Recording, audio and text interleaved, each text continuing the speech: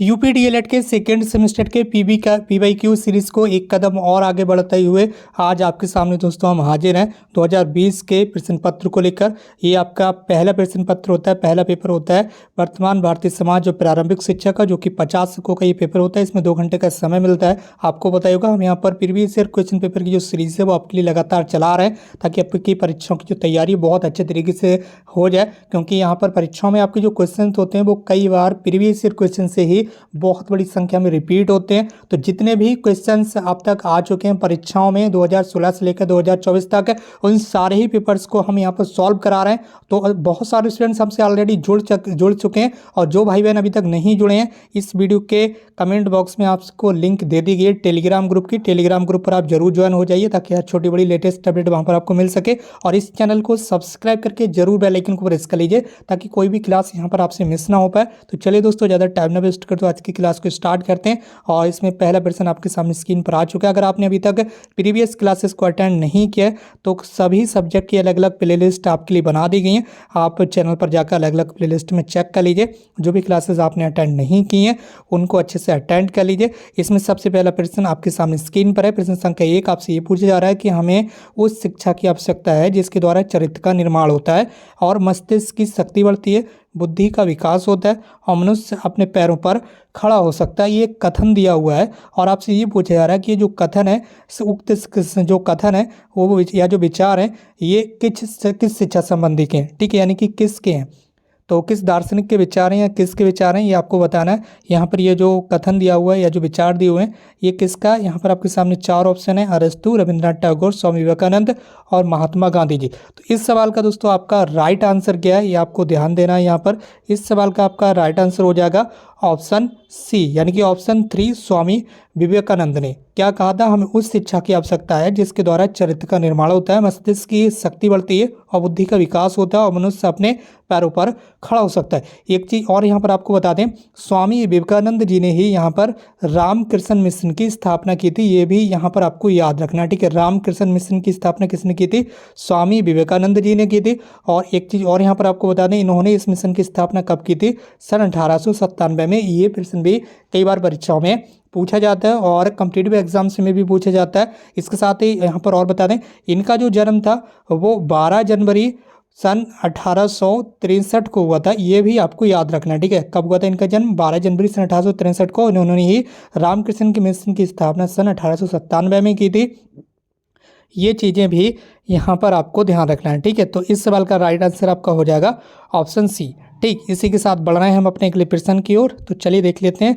Next question आपके सामने screen पर है और इस सवाल का राइट आंसर यहाँ पर आपको बताना होगा। प्रश्न संख्या 2 यहाँ पर आपसे पूछा जा रहा है कि जनसंख्या शिक्षा का मूल सहयोगी संगठन कौन सा है, ठीक है।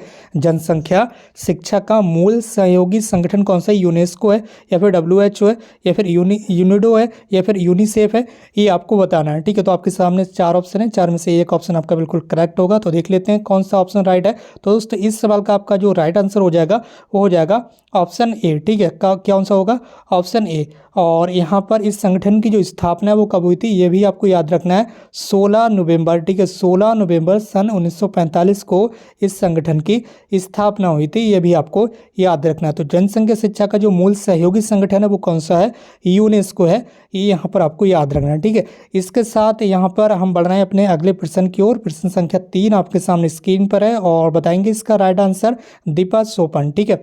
पुस्तक कौन सी, किताब कौन सी यहाँ पर, दिबा सोपन, ठीक है। इसके लेखक यहाँ पर पूछा गया, बताएंगे महात्मा गांधी जी हैं, गिजुभाई बधेका जी हैं या फिर डॉक्टर राधाकृष्णन जी या फिर रविंद्रनाथ टैगोर हैं। एक चीज़ और यहाँ पर आपको ध्यान दिला दें, जिन्होंने दिबा सोपन पुस्तक लिखी है इन्होंने एक और पुस्तक लिखी है, उसका नाम कुछ इस तरह से है, प्राथमिक शाला में भाषा शिक्षा, ठीक है। इस तरह से उस पुस्तक का नाम है। तो यहाँ पर आपको ध्यान रखना है, प्राथमिक शाला में भाषा शिक्षा, ये भी इनकी ही पुस्तक है, ठीक है। प्राथमिक शाला में भाषा शिक्षा कुछ ऐसा ही पुस्तक का नाम है, ठीक है, प्राथमिक शाला में भाषा शिक्षा। तो दोनों पुस्तकें उनके ही द्वारा लिखित हैं। तो आपको बताना है कि यहाँ पर इन पुस्तकों के जो लेखक हैं वो कौन है, ठीक है।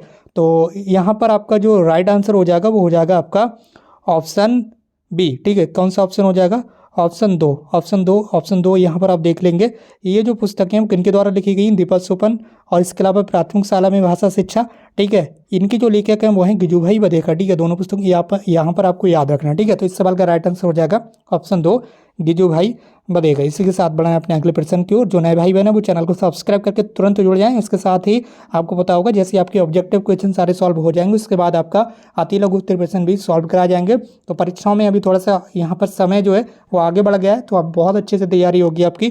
तो चलिए देख लेते हैं। प्रश्न संख्या 4 आपके सामने स्क्रीन पर है और आपसे ये पूछा जा रहा है कि बताइए पाली भाषा जो है वो शिक्षा का माध्यम थी। कौन सी शिक्षा का माध्यम थी पाली भाषा? बताना आपको। वैदिककालीन शिक्षा का थी पाली भाषा माध्यम, या फिर आपका बौद्धकालीन शिक्षा का थी, या फिर मुस्लिम कालीन शिक्षा का थी, या फिर मध्यकालीन शिक्षा का थी? ये आपको बताना। जो पाली लैंग्वेज थी वो कौन सी शिक्षा का माध्यम थी? तो इस सवाल का दोस्तों आपका राइट आंसर हो जाएगा बौद्धकालीन शिक्षा का। ठीक है, प्रश्न संख्या 4 का राइट आंसर हो जाएगा आपका ऑप्शन 2 बौद्धकालीन शिक्षा का जो माध्यम थी वो कौन सी लैंग्वेज थी? वो थी आपकी पाली भाषा। कौन सी भाषा? पाली भाषा। ये यहाँ पर आपको याद रखना। ठीक है, बढ़ रहे हैं इसी के साथ हम अपने अगले प्रश्न की ओर। और प्रश्न संख्या अब आ चुका है 5। प्रश्न संख्या 5 में आपको ये बताना है कि जो मुदालियर आयोग है वो कौन सी शिक्षा से संबद्ध रखता है? मुदालियर आयोग। ठीक है, ऑप्शन ए आपका प्राथमिक शिक्षा, ऑप्शन बी है माध्यमिक शिक्षा, या फिर ऑप्शन सी है आपका विश्वविद्यालय शिक्षा, या फिर उपर्युक्त सभी से। ठीक है, तो इस सवाल का आपका जो राइट आंसर हो जाएगा वो हो जाएगा आपका ऑप्शन 2। ठीक है, कौन सा होगा? ऑप्शन 2। जो मुदालियर आयोग है वो किस शिक्षा से यहाँ पर संबंध रखता है? वो रखता है आपका माध्यमिक शिक्षा से। ठीक है, ये यहाँ पर आपको ध्यान रखना। अगर विश्वविद्यालय शिक्षा की बात करें तो यहाँ पर कोठारी आयोग। ठीक है, कोठारी आयोग का संबंध किससे है? विश्वविद्यालय शिक्षा से। और इसका गठन कब किया गया था? 1964-66 में। ठीक है, 1964-66 ये भी यहाँ पर आपको याद रखना है। अगर विश्वविद्यालय शिक्षा के बारे में पूछा जाए तो कोठारी आयोग। ठीक है, और इसके जो अध्यक्ष थे कोठारी आयोग थे वो आपको पता ही होगा, DS कोठारी जी। इनकी अध्यक्षता में इस आयोग का निर्माण किया गया था। तो देख लेते हैं अपना अगला प्रश्न। प्रश्न संख्या अब 6 आपके सामने स्क्रीन पर आने जा रहा है। तो प्रश्न संख्या 6 आपके सामने स्क्रीन पर आ चुका है और आपसे ये पूछा जा रहा है कि बता दीजिए, फटाफट बता दीजिए सच्ची शिक्षा। ठीक है, कौन सी सच्ची शिक्षा? वह है जो व्यक्ति के अंदर से प्रस्फुटित होती है। ठीक है, ये अंतर्निहित शक्तियों की अभिव्यक्ति। ये कथन किसका है? ठीक है, यहाँ पर एक कथन दिया हुआ है और यहाँ पर बताया गया कि जो सच्ची शिक्षा है जो वह है जो व्यक्ति के अंदर से प्रस्फुटित होती है और ये अंतर्निहित शक्तियों की अभिव्यक्ति है। तो यहाँ पर ये कथन दिया हुआ है। आपके सामने 4 ऑप्शन है, 4 में से एक आंसर बिल्कुल राइट है और आपको बताना है यहाँ पर कौन सा ऑप्शन राइट है। फ्रोवेल का कथन है, रूसो का है, मॉन्टेसरी का, या फिर प्लेटो का है। तो यहाँ पर इस सवाल का आपका राइट आंसर हो जाएगा रूसो। ठीक है, ये किसने कहा है? ये कहा आपका रूसो ने। ठीक है, तो यहाँ पर बिल्कुल राइट आंसर आपका करेक्ट आंसर है ऑप्शन बी रूसो। ठीक, तो प्रश्न संख्या 6 का आपका राइट आंसर हो जाएगा ऑप्शन बी रूसो। इसी के साथ बढ़ रहे हैं हम अपने अगले प्रश्न की ओर। और प्रश्न संख्या 7 आपके सामने स्क्रीन पर है। आधुनिक शिक्षा का जन्मदाता किसे माना जाता है? ये यहाँ पर आपको बताना है। तो इस सवाल के कई जगह अलग अलग आंसर दिए हुए हैं, तो मैं दोनों ही आंसर यहाँ पर आपको बता देता हूँ। कई जगह आपको ज़्यादातर देखने के लिए मिल जाएगा मैकाले। ठीक है, मैकाले आपको देखने के लिए मिलता है और कई जगह आपको चार्ल्स ग्रांट भी मिल जाता है। तो यहाँ पर आपको ध्यान रखना है, अगर दोनों ऑप्शन में दिए हों तो जहाँ आपको चार्ल्स ग्रांट ही लगाना है, क्योंकि यहाँ पर जो PNP है वो आंसर मानता है चार्ल्स ग्रांट को। ठीक है, और अगर चार्ल्स ग्रांट यहाँ पर नहीं है दिया हुआ, ठीक है, तो यहाँ पर आपको मैकाले ही लगा देना है। कई जगह आपने राजा राम मोहन राय भी देखा होगा। तो ये जो एक तरह से विवादित क्वेश्चन है। ठीक है, कैसा विवादित क्वेश्चन है? इसके हर अलग अलग जगह पर अलग अलग आंसर जो हैं वो दिए हुए हैं, तो इसे आप अपने अकॉर्डिंग भी देखकर लगा सकते हैं। ठीक, इसके साथ बढ़ रहे हैं हम अपने अगले प्रश्न की ओर। और प्रश्न संख्या 8 आपके सामने स्क्रीन पर आने जा रहा है, फटाफट देख लेंगे। प्रश्न संख्या 8 कौन सा है? यहाँ पर देख लीजिए, प्रश्न संख्या 8 है किंडरगार्टन। ठीक है, सबसे पहले तो यही आपको ध्यान रखना है कि किंडरगार्टन जो पद्धति थी वो किसने दी थी? तो ये यहाँ पर फ्रोवेल ने दी थी। यहाँ पर आपको ध्यान रखना है किसने?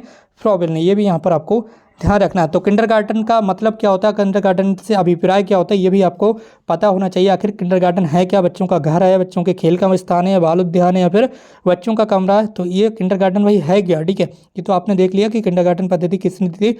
फ्रोवेल ने दी थी। लेकिन यहाँ पर जो किंडरगार्टन है वो बाल उद्यान है। क्या है? बाल उद्यान है। ठीक है, ये यहाँ पर आपको ध्यान रखना है। ठीक, तो इस सवाल का राइट आंसर हो जाएगा ऑप्शन 8 का राइट आंसर हो जाएगा आपका सी। किंडरगार्टन क्या है? किंडरगार्टन से अभिप्राय है एक बाल उद्यान। ठीक है, इसके अलावा यहाँ पर आपका अगला प्रश्न है, प्रश्न संख्या 9 आपके सामने स्क्रीन पर है और आपसे ये पूछा जा रहा है कि फटाफट बताइए। चलिए देख लेते हैं फटाफट क्या है।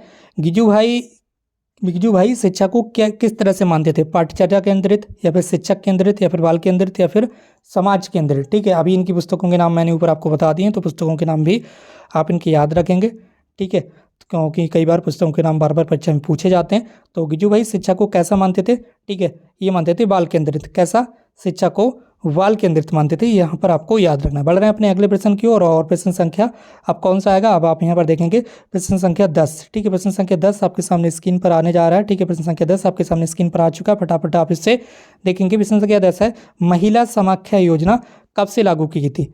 1992 से, या फिर 1995, 1988, या फिर 1989, ठीक है। लास्ट में जो ऑप्शन है वो यहाँ पर आपका दिया हुआ है 1989, ठीक है। यहाँ पर आपको याद रखना है, यहाँ पर प्रिंट किया हुआ आपको सही से नहीं देखने के लिए मिल रहा होगा।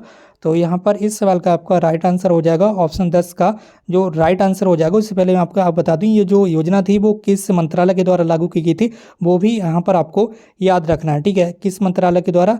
MHRD, मानव संसाधन विकास मंत्रालय के द्वारा ये जो योजना थी ये 1989 में स्टार्ट की गई थी, ठीक है। यहाँ पर आपको याद रखना। तो इस सवाल का राइट आंसर हो जाएगा ऑप्शन डी। ऑप्शन डी में आपका दिया हुआ है 1989, 1989। तो यहाँ पर आपको याद रखना है ये योजना कब स्टार्ट हुई थी? 1989 में MHRD, मानव संसाधन विकास मंत्रालय के द्वारा इस योजना को स्टार्ट किया गया था। इसी तरह से बढ़ रहे हैं हम अपने अगले प्रश्न की ओर, और प्रश्न संख्या 11 आएगा अब आपका, ठीक है। चलिए 11 में प्रश्न की ओर हम यहाँ पर देख लेते हैं कौन से प्रश्न है 11।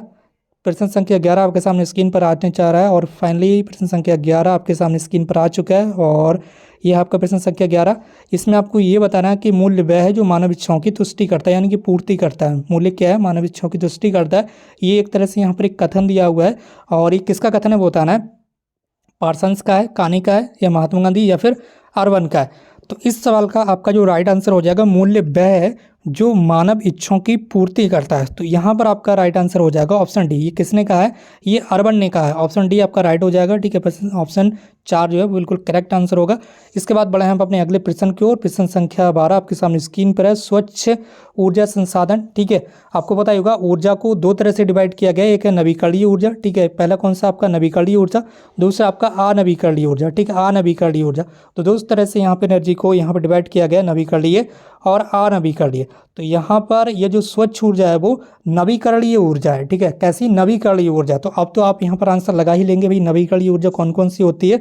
जो कभी समाप्त ना हो, ऐसी ऊर्जा जो भविष्य में समाप्त ना हो। और अनवीकरणीय ऊर्जा वह है जो आने वाले फ्यूचर में, इन फ्यूचर में किसी भी समय वो समाप्त हो सकती है, ठीक है। जिसकी प्राकृतिक गैस हो गया, कोयला हो गया, पेट्रोलियम, आने वाले समय में किसी ना किसी समय ये सारी चीज़ें समाप्त हो जाएंगी। लेकिन आपकी जो सौर ऊर्जा होती है, ठीक है, जो सोलर एनर्जी होती है, ये एक तरह से नवीकरणीय ऊर्जा है, और ये आगे आने वाले समय में हमेशा अवेलेबल रहेगी, ठीक। तो सौर ऊर्जा क्या है यहाँ पर आपको ध्यान रखना है। इस सवाल का आपका राइट आंसर हो जाएगा जो स्वच्छ ऊर्जा है वो एक तरह से सौर ऊर्जा ही है, ठीक है, जिससे प्रदूषण उत्पन्न नहीं होता है। सौर ऊर्जा का आप कहीं भी यूज़ करेंगे, इसीलिए गवर्नमेंट ने, आपको देखा होगा गवर्नमेंट, आपने देखा ज़्यादातर सौर ऊर्जा का ही यूज़ करने के लिए जगह जगह इसका जो यहाँ पर प्रचार है वो किया जाता है कि आप लोग जो है सौर ऊर्जा का ज़्यादा यूज़ करें, ठीक है। और ये जो जितनी भी ऊर्जा है ये इनसे कहीं ना कहीं प्रदूषण फैलता है वायुमंडल में, ठीक है। तो जो स्वच्छ ऊर्जा है वो कैसी है? सौर ऊर्जा। स्वच्छ ऊर्जा कौन सी है? सौर ऊर्जा। और यहाँ पर जो स्वच्छ ऊर्जा उसी को हम क्या कहते हैं? नवीकरणीय ऊर्जा।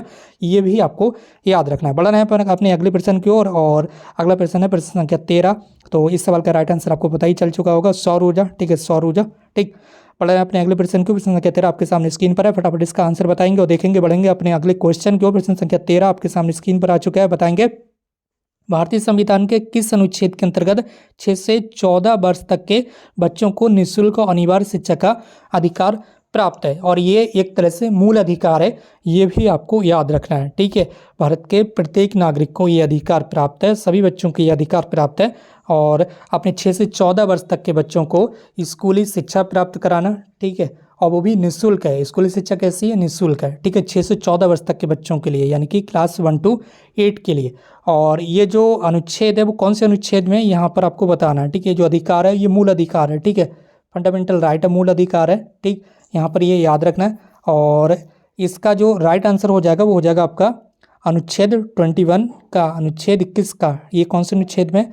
अनुच्छेद 21 का। पहले ये जब आपका संविधान निर्माण हुआ था उस समय ये कौन से अनुच्छेद में थी, कौन सी धारा में थी, वो भी यहाँ पर आपको याद रखना है, ठीक है। पहले ये धारा 45 या अनुच्छेद 45 में थी, कहीं कहीं पर ये 45 भी आपको लिखा हुआ मिलेगा, ठीक है। अनुच्छेद 45 या धारा 45 आपको लिखा हुआ मिलता है, तब भी आपको यहीं पर आंसर लगाना है, ठीक है। अगर आपसे ये पूछा जाए 6 से 14 वर्ष तक के बच्चों को निःशुल्क अनिवार्य शिक्षा का प्रावधान था या है, तो धारा 45 अगर लिखा हुआ आपको मिले तो धारा 45, अनुच्छेद 45, और अगर अनुच्छेद 21 आपको देखने के लिए मिले तो अनुच्छेद 21 का, ठीक है। और दोनों अनुच्छेद एक साथ आपको देखने के लिए नहीं मिलेंगे, ये चीज़ आपको ध्यान रखना है, ठीक है। इसके साथ ही एक चीज़ और यहाँ पर बता दें, 86वां संविधान संशोधन जब हुआ, ठीक है, जब 86वां संविधान संशोधन हुआ 2002 में, तब इसे अनुच्छेद 45 से अनुच्छेद 21 का यानी कि अनुच्छेद काम 21 का में रख दिया गया और इसे एक तरह से मूल अधिकार बना दिया गया। ये चीज़ यहाँ पर आपको याद रखना है, ठीक है। तो बढ़ रहे हैं अपने अगले प्रश्न की ओर। इस सवाल का आपको राइट आंसर पता चल ही चुका होगा। अनुच्छेद 21 का के अंतर्गत ये प्रावधान किया गया है, प्रत्येक नागरिक को अपने बच्चों को 6 से 14 वर्ष तक के बच्चों को निःशुल्क शिक्षा प्रावधान निःशुल्क शिक्षा उपलब्ध कराने का पूरी तरह से अधिकार है। निःशुल्क शिक्षा गवर्नमेंट के द्वारा उपलब्ध कराई जा रही है और वो निःशुल्क शिक्षा अपने बच्चों को दे सकता है किसी भी सरकारी स्कूल में पढ़ाकर, ठीक है। तो इस तरह से यहाँ पर ये प्रावधान किया गया है संविधान में। अगला प्रश्न है प्रश्न संख्या 14 आपके सामने स्क्रीन पर है। प्रश्न संख्या 14 में आपसे क्या पूछा जा रहा है, फटाफट देख लेंगे। प्रश्न संख्या 14 में पूछा गया कि आदर्शवाद के अनुसार शिक्षा का उद्देश्य क्या है। आदर्शवाद जो है उसके अनुसार शिक्षा का उद्देश्य यहाँ पर आपको बता देना आत्मानुभूति है, आत्माभिव्यक्ति है, बालक का सामाजिक विकास है या फिर बालक का प्राकृतिक विकास है। तो इस सवाल का आपका जो राइट आंसर हो जाएगा वो हो जाएगा ऑप्शन ए, ठीक है। आदर्शवाद के अनुसार शिक्षा का जो उद्देश्य है वो है आत्मानुभूति, ठीक है, एक तरह से स्वानुभूति यानी कि आत्मानुभूति, ठीक। तो इस सवाल का राइट आंसर हो जाएगा ऑप्शन ए।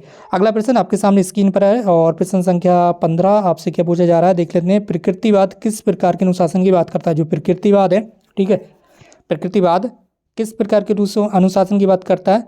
तो ये आपका प्रभावात्मक या मुक्त्यात्मक, दमनात्मक या सामाजिक। आपके सामने 4 ऑप्शन है, 4 में से एक ऑप्शन आपका बिल्कुल राइट यानी कि करेक्ट है। तो इस सवाल का आपका राइट आंसर हो जाएगा मुक्त्यात्मक, ठीक है। किस तरह से मुक्त्यात्मक यानी कि बच्चों को दंडभेद जो है वो ना किया जाए और एक तरह से मुक्त रखा जाए बच्चों को सभी तरह से, ठीक। तो प्रकृतिवाद किस तरह की बात करता है, किस तरह के अनुशासन की बात करता है, ये करता है आपका मुक्त्यात्मक, ठीक है। कैसा है, मुक्त्यात्मक। तो इस सवाल का राइट आंसर हो जाएगा ऑप्शन 2 यानी कि ऑप्शन बी आपका बिल्कुल करेक्ट हो जाएगा। तो इस तरह से ये टोटल 15 ऑब्जेक्टिव क्वेश्चन आपको करा दिए। आगे के सब्जेक्ट के भी क्वेश्चन बहुत जल्दी आपको करा दिए जाएंगे, सारे पेपर आपको सॉल्व कराए जाएंगे। आप हमारे साथ इसी तरह से बने रहिएगा। अगर प्रीवियस क्लासेस को अभी तक आपने अटेंड नहीं किया तो सभी सब्जेक्ट की सब्जेक्ट वाइज अलग अलग प्लेलिस्ट चैनल पर उपलब्ध है, आप तुरंत जाइए, तुरंत देख लीजिए और लाभ उठाइए, फ्री ऑफ कॉस्ट हर जगह शेयर कीजिए अपने फ्रेंड्स भाई बहन के साथ। हमारे साथ इसी तरह से जुड़े रहिएगा। परीक्षाओं तक आपकी जो तैयारी है धुआंधार तरीके से कराई जाएगी, किसी भी स्टूडेंट्स को बैक नहीं लगने दी जाएगी। अगर आप प्रीवियस ईयर क्वेश्चन पेपर को अच्छे तरीके से यहाँ पर देख लेते हैं तो निश्चित रूप से पास होने की गारंटी है। इसलिए आप इस वीडियो को शेयर जरूर कर दीजिए और चैनल को सब्सक्राइब करके हमसे जुड़ जाइए ताकि नई क्लास का नोटिफिकेशन यहाँ पर आपसे मिस ना हो पाए। बाकी दोस्तों आज की इस क्लास को यहीं पर समाप्त करते हैं। हमसे जुड़ने के लिए बहुत बहुत धन्यवाद। Thank you so much for connecting with us.